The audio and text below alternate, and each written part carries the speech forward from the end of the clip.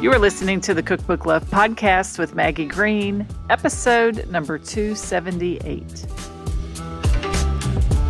Welcome to the Cookbook Love Podcast, a podcast that celebrates cookbook readers, buyers, collectors, writers, and clubs. And now your host, cookbook author, culinary dietitian, and cookbook writing coach, Maggie Green.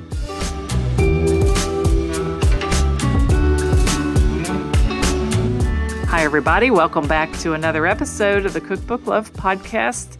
Happy New Year. Welcome to 2024. And we are going to kick off this year's interviews with a great New Year's topic all about eating our vegetables.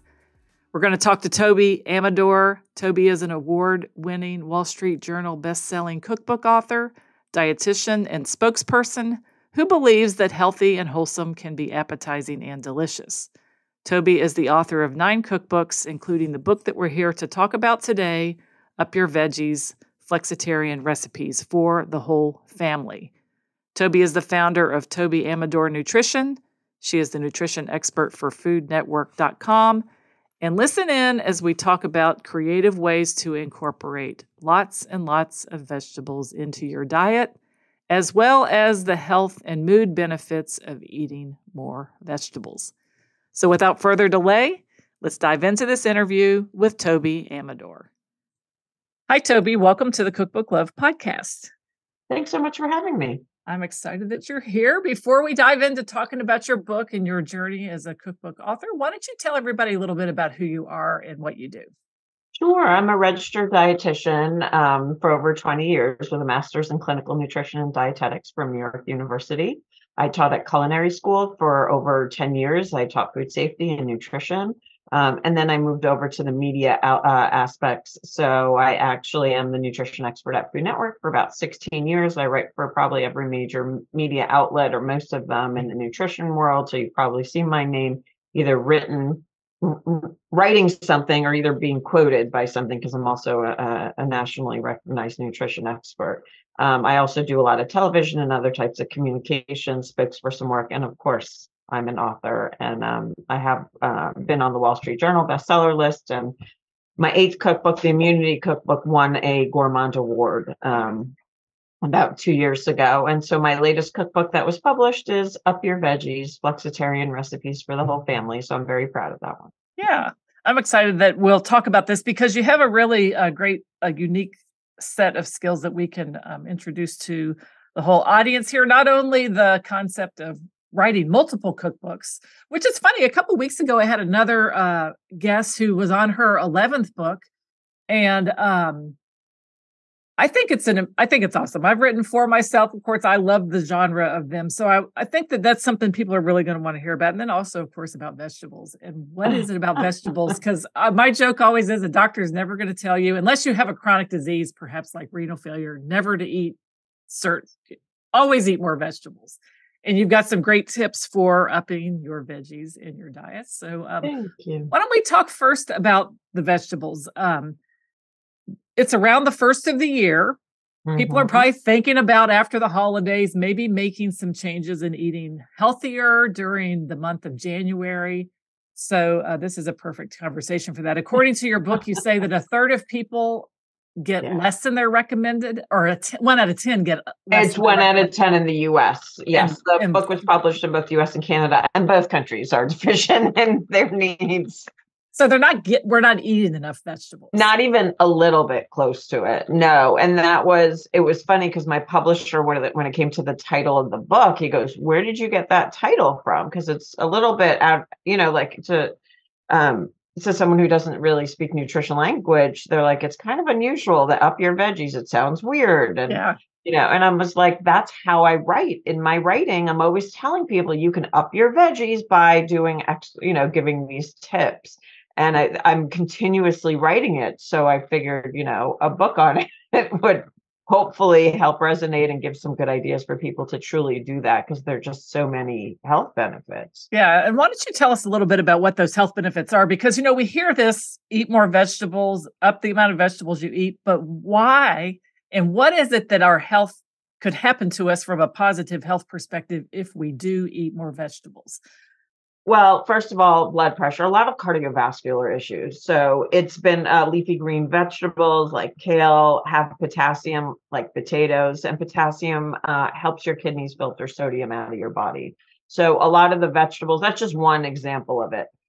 So that's one study. Decreased risk of heart disease. A lot of research shows that as well. And we know this time after time. Better digestive health from the fiber. And we also have to remember that a lot of vegetables have phytonutrients or natural plant compounds that are inside of them that help us with with our health, either with prevention or it can help with when you have a disease. So these are things you don't really isolate in many vitamins because we haven't even discovered a lot of them. Yeah, So I agree with you about that. I often wonder how many things are in vegetables that we don't even know about. Positive things. No, absolutely. And then better blood sugar control for folks with diabetes, just because the lower carb vegetables, again, like kale, like spinach, like cucumbers, tomatoes are in there too. If they are lower in carbs, so those are the ones I've written two cookbooks for folks with diabetes as well. And so half your plate is low carb veggies to help with that blood sugar regulation. Yeah. The last one is why I should eat them all the time. There's actually a couple studies about improved mood. Yeah. So research from Australia found that when they looked back, those who ate more veggies and fruit too, but veggies are certainly included there, were actually happier. Yeah. So it could be, and we're doing more research. I've written some articles on mental health. There is a correlation between fruits and veggies, the nutrients found in them, and specific disease, mental health conditions, anxiety, depression, and just having a better overall mood. Yeah, amazing. And what about things like skin, hair, of course, weight, all these things also that are outside of even chronic disease or mental health, just the way that we appear to people. And look. I mean, vitamin C with the hair, nails, and skin, antioxidants, and which is a lot of anti-inflammatories. So there's so much going around, there's so many benefits of eating your veggies. Yeah. So, those alone would make us think, okay, I'm really going to make an effort to do better in the vegetable department. So this is what your book's all about. And I think there's a lot of really creative things that you do in your book to help people up their veggies in a way that doesn't make it seem like it's a chore. And I would love for you to talk about some of those creative ways that you have incorporated vegetables into foods that we like to eat every day. Or things that we like to drink. I know there's even some beverages here in the book. That's what I was going to start with. So go ahead and let's talk about the creative ways we can up our veggies. So a lot of times you don't realize, a lot of people put maybe spinach in there, which is a great way to up your veggies in the morning. Stick in your smoothie spinach. Just it is a pre-warning. If you mix that green from the spinach with different colors, sometimes it turns into a brown, but don't be scared. It still tastes good. Yeah. But I mix it in a way. If you want, like with strawberries, I mix cauliflower, and someone's like, what? But if you have leftover cauliflower that you just roasted, or maybe you steamed it, doesn't have too much flavor in there, and you can it'll impart the flavor of the strawberries, so you don't even taste it's there. Or if you have a leftover frozen cauliflower rice in your freezer that you want to use up, then put it in the smoothie with strawberries, or any berries for that matter, and it'll give it a nicey flavor as well.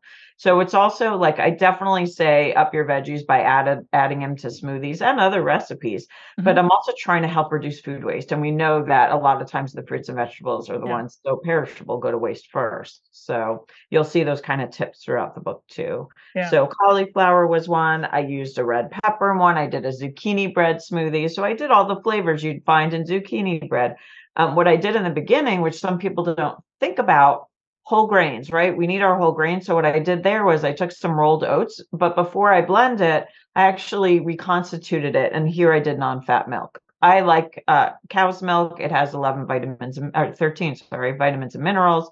That's my preference just because of the nutrient composition. Soy is, you can also do soy according to the dietary guidelines. So I mix those, zucchini, bananas with a little bit of sweetness, walnuts to mimic kind of the flavor. And of course you have cinnamon and nutmeg and a little touch of maple syrup. So, something to get you just fun in the morning.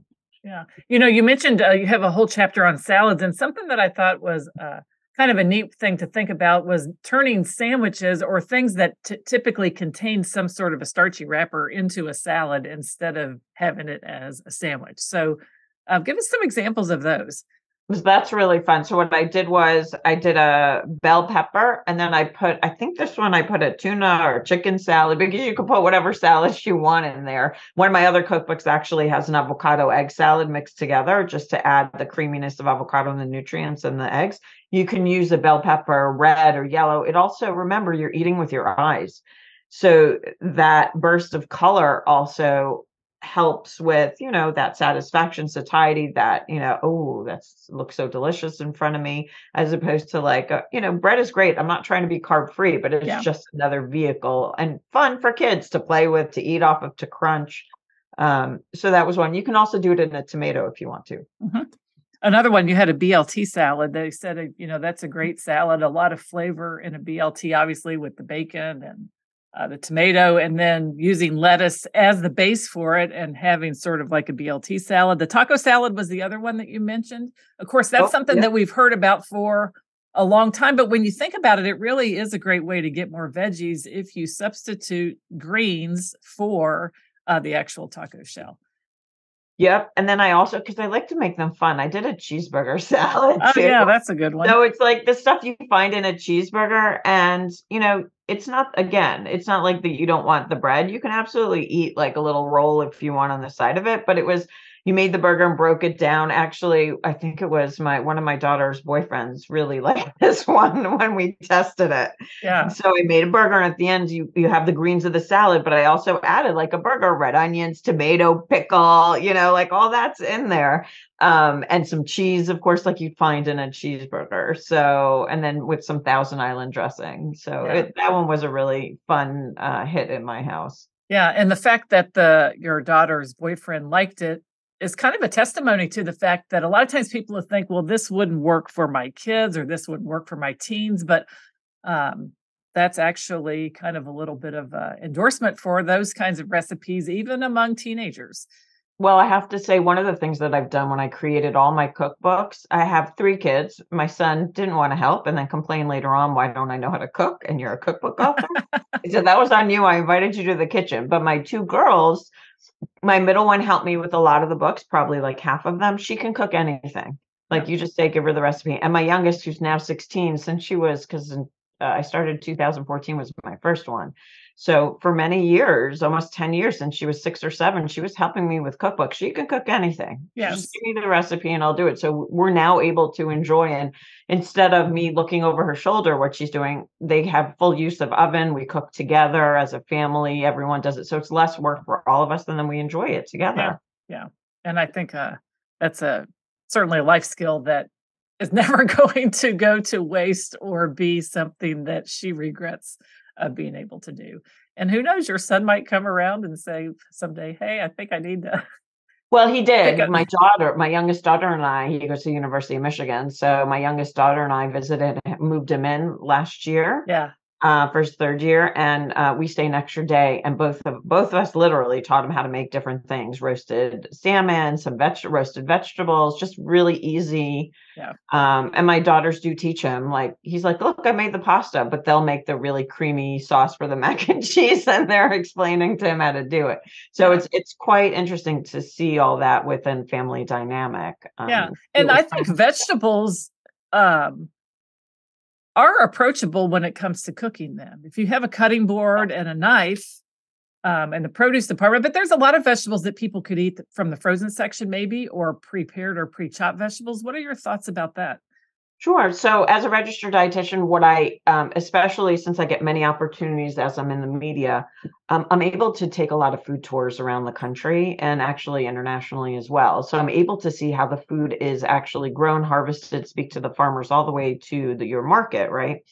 And so by doing that, I can tell you, I've been to a fresh tomato where they harvested tomatoes in California. Within 3 to 8 hours, it goes to the facility, the cannery. And I've actually seen them then being canned into, diced or whatever it may be. And I mean, the checks and balances and the cleanliness of every single facility I've been on is unbelievable. So for me, and if you look at the research too, it shows the same. Certain nutrients are increased when they're canned in certain fruits and vegetables, even more than when they're fresh. Not all of them, but like lycopene in tomatoes, which is a powerful antioxidant.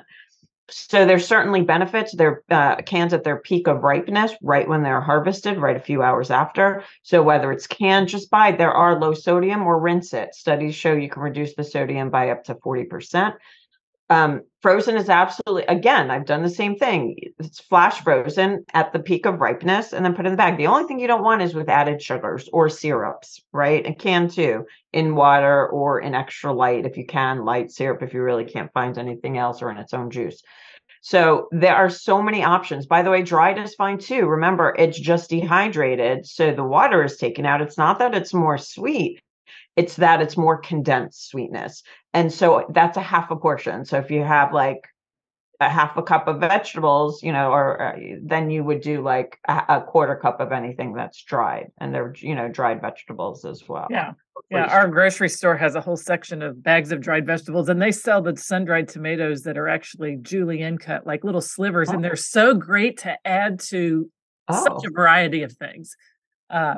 With roasted vegetables, you can put them in different kinds of pasta. It's just, it's amazing, but they're really, really good. So that section of the grocery store, I think, has really expanded in terms of pre-chopped and little vegetable type things that we can put on salads or in, like I mentioned, the pastas. Yeah, you'll get a punch of flavor from just a few of those. The other thing that I thought was life-changing when they started selling rice cauliflower frozen. Yes, I do not rice my own cauliflower. No, it makes a mess. I'm like, who does this? And when they came out, I'm like, thank you. This is something. I know. Did you ever see those articles? What would you recommend buying already made? Don't even bother making. 100%. Don't make it at home. Buy it already made. 100%. And we shop at Kroger a lot, and I think there's even a Kroger brand now of the rice cauliflower, and it doesn't have anything in it, no seasonings or sauces. It's plain, and you can do quite a number of things with that. So I love those kinds of. So I guess I'm encouraging, if people haven't looked lately, look around your produce department and the frozen foods, because in the frozen vegetables, you might be surprised at the kinds of things that are available that maybe weren't even available a couple of years ago. Yep, they're rice to other vegetables too. I've seen too. They combine them now. There's so many options. I'm floored, and I'm very excited because we're now seeing a lot more healthy food options, especially in the vegetable, realm that we can choose from. Yeah, tell us about starchy vegetables, and maybe even getting into the category of beans, peas, lentils, things like that. Where do those fit in this picture? So beans, peas, and lentils basically are considered by the dietary guideline. Yes, it could be a plant-based protein, but it also can be categorized as a vegetable. So, and you can't have it at both in one meal. You have to choose one or the other. So if you want some beans, and that's okay. If you want your beans as your vegetable because you have a piece of chicken or tofu, that's fine. But once those two things are on your plate, you have two different food groups. You have vegetables and you have protein. So it's kind of nice in that capacity where it gives you a little bit more flexibility on your plate. The only people that really have to watch are, people living with diabetes, or if you do have renal disease, because the beans have phosphorus in them. But for general population, it would, healthy adult, it's totally, a fun way to fill your plate. So lentil soup as an appetizer, a 3-bean salad. I like to use canned beans a tremendous amount. They're on sale a lot of times. I can find low and no added sodium. Yep. I can find a variety. So it's just, and I keep always extra handy in my house. I make extra chili. I put it in pasta, like I meal prep a pasta, and I'll always put a protein in the pasta. That's my little trick. So I'll put leftover vegetables, whether it's mushrooms to saute or spinach or even peppers, or I'll put in canned vegetables that I don't really have to do much except heat and eat. So that's one easy way I use cans, all kinds of vegetables, and I can use the beans as well, or lentils, or chickpeas, or white beans. It's one of my favorites. Yes. Yeah. And I think it's always great to have those on hand for sure. So this is your 10th cookbook. And I may hear people say things like, I want to write a cookbook, but what do I write it about? And hasn't this topic been written about before? So let me ask you that question. Hasn't vegetables been written about before? And what is it that happens when an author like you takes a topic that maybe we've heard a lot about and turns it into something that belongs to them?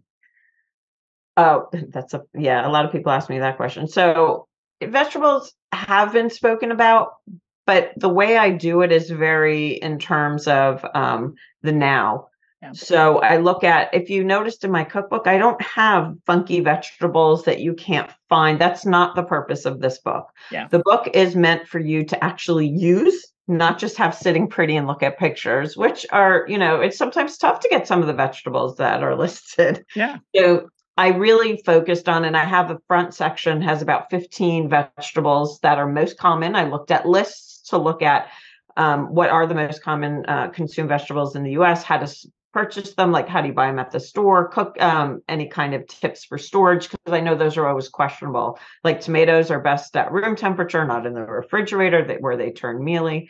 So those are the types of foods I looked at. And then my recipes are really done for, we're all short on time, all of us. Okay. No matter what, we just we want to save our time. So what I try to do is easy, simple recipes that really can be done, can be meal prep, can be frozen in one pot, like things that, you'll enjoy looking at, eating at, and nutritionally sound. I have a whole chapter on bowls, meaning, some people just put like pasta and sauce and done. That's where's your veggies? Yes, tomatoes will give you some, but from the sauce. But where's your, where are all your parts? Where's your protein? And people forget that. So I did, and bowls are just fun and easy, and it doesn't matter. You can set them up how you want, or have a kid set it up how you want. Yeah. So that's why I did a whole chapter, with mains as bowls, just to have a balanced meal.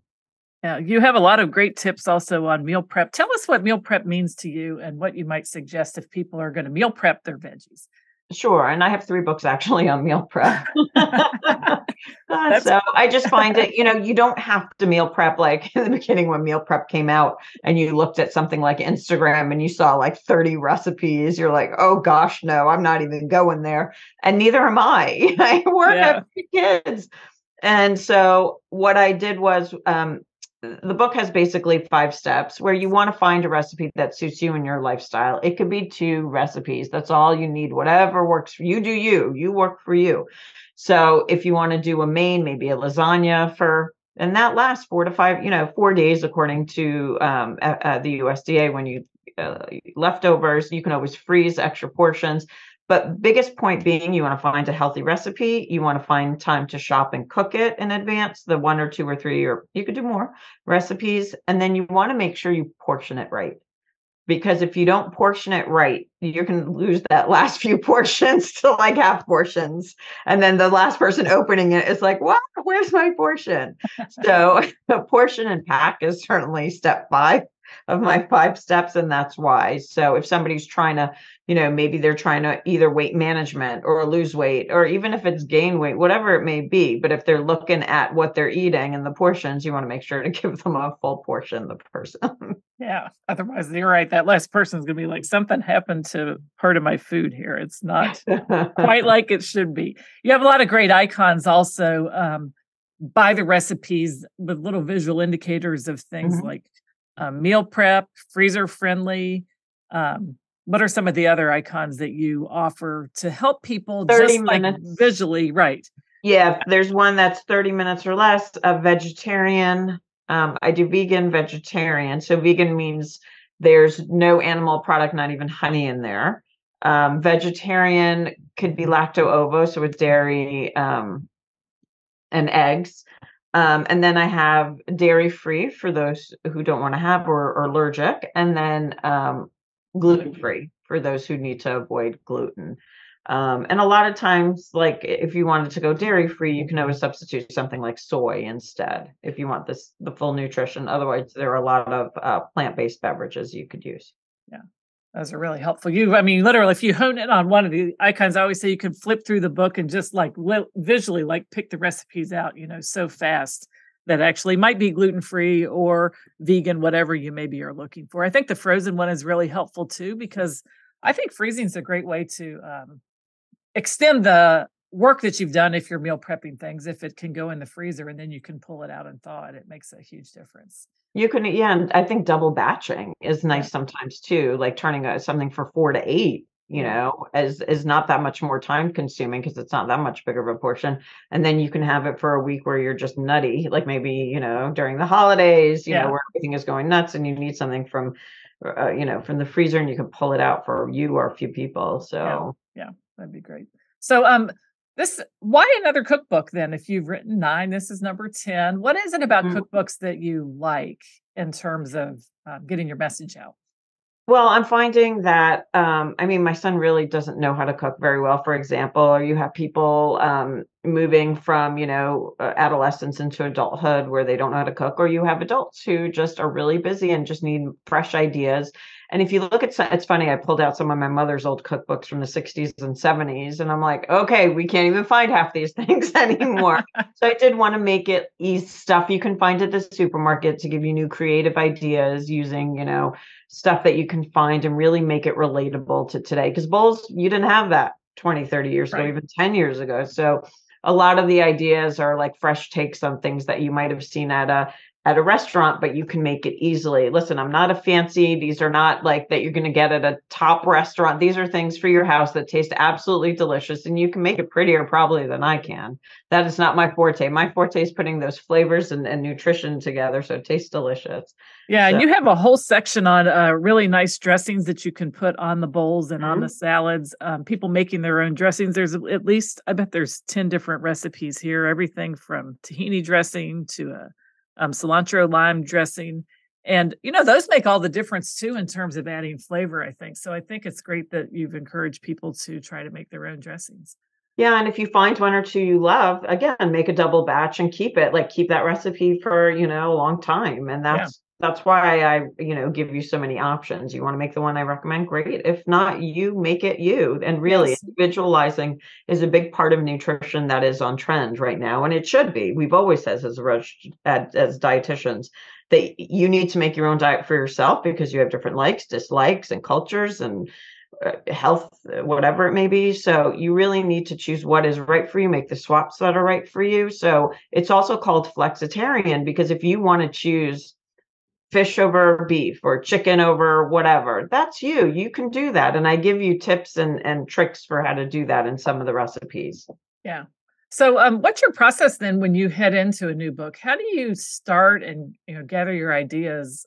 Because it sounded like you're maybe working on your next one also. Yes, I've actually put in this manuscript of that one. So yeah. 11 ones in. So I actually am pretty methodical with it.